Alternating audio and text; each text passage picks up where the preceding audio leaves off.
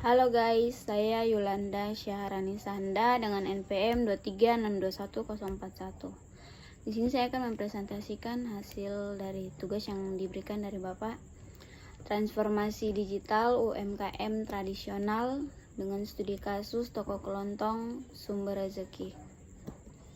Dengan latar belakang tulang punggung ekonomi, UMKM menopang kuat perekonomian Indonesia, namun mayoritas masih beroperasi secara manual, menghambat efisiensi dan daya saing di era digital yang berkembang pesat. Realitas sumber rezeki sebagai representasi UMKM tradisional, tokoh sumber rezeki menghadapi tantangan krusial. Yang pertama, manajemen inventaris yang kacau. Yang kedua, akurasi keuangan rendah. Yang ketiga, pasar lokal yang stagnan. Berikutnya ada identifikasi masalah. Yang pertama ada inventaris. Rendahnya akurasi pencatatan stok menyebabkan overstocking atau penumpukan atau stock out, kehabisan barang yang merugikan. Yang kedua ada manual dan tunai. Pencatatan keuangan rentan kesalahan. Sistem pembayaran hanya tunai menghilangkan potensi transaksi dari pelanggan modern. Yang ketiga, visibilitas. Jangkauan pasar sangat lokal dan stagnan akibat ketidakhadiran di platform digital seperti Maps atau media sosial. Berikutnya ada profil studi kasus sumber rezeki. Dengan indikator model bisnis dengan kondisi existing B2C skala mikro atau retail tradisional. Indikator sistem pencatatan kondisi existing buku tulis manual. Indikator metode pembayaran kondisi existing 100% tunai atau cash only. Indikator manajemen stok kondisi existing non-sistematik atau berdasarkan ingatan. Indikator kendala utama kondisi existing sulit lacak piutang dan margin keuntungan tidak pasti. Yang berikutnya analisis kebutuhan solusi. Yang pertama ada fungsional POS, aplikasi untuk mencatat transaksi, mengelola data stok real time dan menyimpan catatan hutang atau piutang secara aman. Yang kedua, integrasi sistem pembayaran non-tunai atau QRIS untuk mengakomodasi tren transaksi cashless dan meningkatkan keamanan. Yang ketiga, pemasaran platform sederhana atau Google Maps dan WA Business untuk meningkatkan visibilitas tanpa biaya iklan besar. Yang berikutnya, pilar pertama, digitalisasi operasional.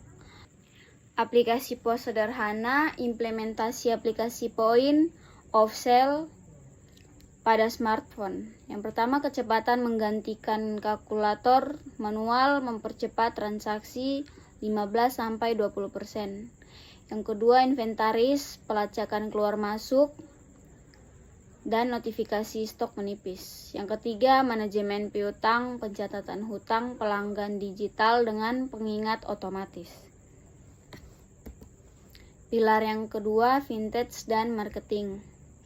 Yang pertama, pembayaran digital atau QRIS, mendaftar sebagai merchant QRIS, menerima pembayaran e-wallet, meningkatkan kenyamanan dan pencatatan otomatis. Yang kedua, profil bisnis Google, mendaftar toko di Google Maps Business sebagai langkah awal SEO lokal agar mudah ditemukan pelanggan. Yang ketiga, ada katalog digital, menggunakan fitur katalog WhatsApp Business sebagai pengganti website e-commerce yang mahal. Terus berikutnya ada estimasi biaya atau LCDT model. Pos biaya, lisensi, software, koneksi internet, hardware, dan pelatihan. Deskripsi aplikasi POS, WA Business, GMB, dan QRIS. Paket data atau WiFi bulanan, smartphone bekas atau opsional, pendampingan relawan atau mahasiswa.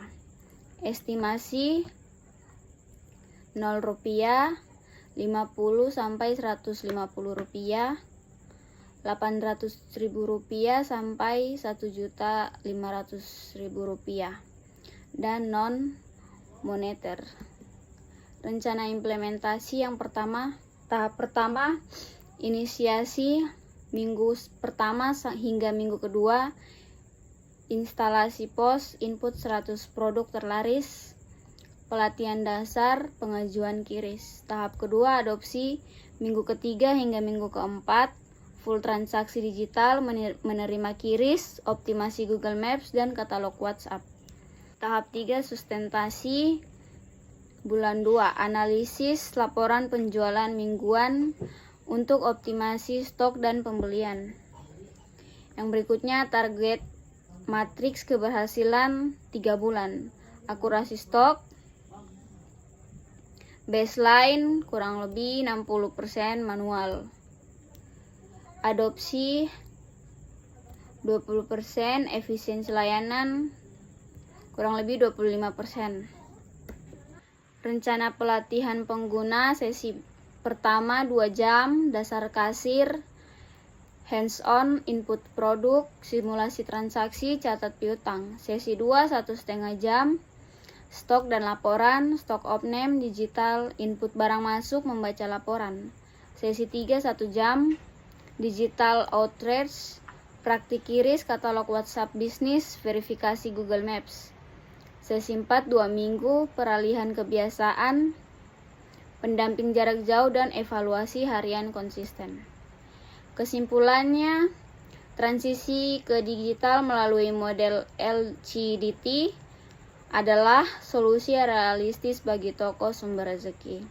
Dibutuhkan komitmen sepenuh pemilik dan pendampingan teknis agar adopsi teknologi menghasilkan pertumbuhan bisnis yang berkelanjutan. Sekian dari saya, terima kasih.